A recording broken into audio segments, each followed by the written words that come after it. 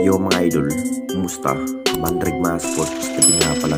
At nag-uusapan, Barangay Nebra, may mabigat na inamin ito si Arvin Tolentino at Justin Brownlee. Kumpiyansa pa rin na matalo ang TNT Tropang Giga sa finals. Pero bago nga yan, kung bago pala sa aking channel, huwag mong kalimutan mag-subscribe at i-click ang notification bell para like kang updated sa ating latest upload natin. So pasok na nga rin ang kupunan ng Barangay Nebra sa finals mga idol. Masasabing hindi na nga rin pinalampas pa ng Barangay Nebra ang Northport Batang Pier sa semis. Masasabing dinurog at pinataob ang kupunan ng Northport Batang Pier. Mainit pa rin ang napaka-intense na laban ng Barangay Nebra. Ito na nga ba ang kinahihintay ng lahat kung gaano na nga ba kalakas ang Barangay Nebra na parang hindi na nga rin pinapurma pa ang Northport Batang Pier hanggang dulo mga idol. Gandang performance ang pinakitang laban ng Barangay Nebra. Akala na nga rin ng lahat na makakaabot pa sa Game 6 dahil first quarter naging mainit nga sa opensiba ang Northport Batang Pier sa pangunguna na nga yan ni Arvin Tolentino.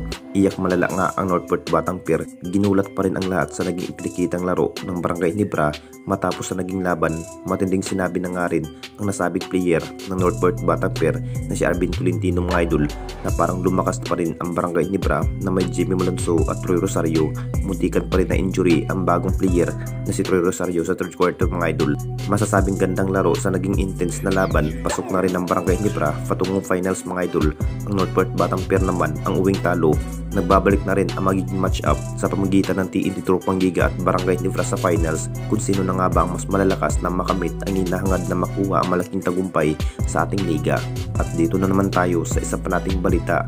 Justin Brownlee, kumpiyansa pa rin na makuha ang panalo laban nga sa TNT Tropang Giga. Alam na natin lahat mga idol sa naging laro sa ating performance ng ating best import na si Justin Brownlee.